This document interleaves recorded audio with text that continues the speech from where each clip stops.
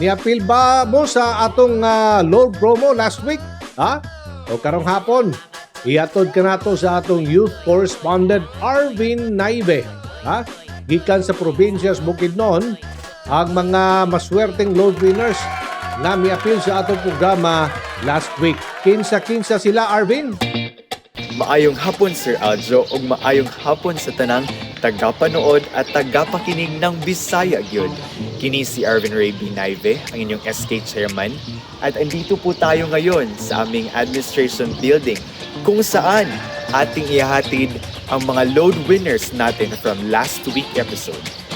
At alam nyo ba, na andito sa Barangay Linabo, ang isa sa mga oldest churches dito sa Malaybalay City, at ito po ang St. Michael Parish Church ng Barangay Linabo. At ito po ang ating mga lucky winners. MJ Ibale from Ubay, Bohol, Ariel San Andres, Malay Aklan, Lorraine Jane Nailga, Butuan City, Richie Balaba, Plazer, Surigao del Norte, Randy Bitonio, Ubay, Bohol, Christine Martinez, Cagayan de Oro City, Jazza Palma, Dinagat Island, Joe P. Gazado, Cagayan de Oro City, Grace De Castro, Maramag, Bukidnon, Rex Flores, Kikol, Mabolo City. Para naman manalo sa Bisaya Gyud Load Promo, mag-text lamang sa mga numbers na nasa inyong screen. O i-text ang number na ito, 017-8486-469 at 09088501364.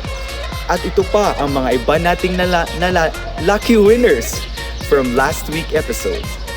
Elvira Dumalag, Season, Surigao del Norte, Garito Panganuron, Ubay, Bohol, Asi Ravelo, Piloton, Surigao City, Marlon Berin, Bohol, Arlene Macasero, Cebu City, Planiro Pagasas, Cagayan de Oro City, Greslea Baltazar, Alcantara Romblon, Charmaine Babanto, Cagayan de Oro, Jenly Macarandan, Cagayan de Oro, Norbert Umpok, El Salvador City.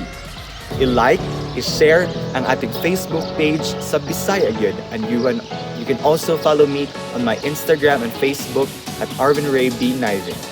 At kini ang inyong SK Chairman Arvin Naive, ang Youth Correspondent ng probinsya ng Bukidnon.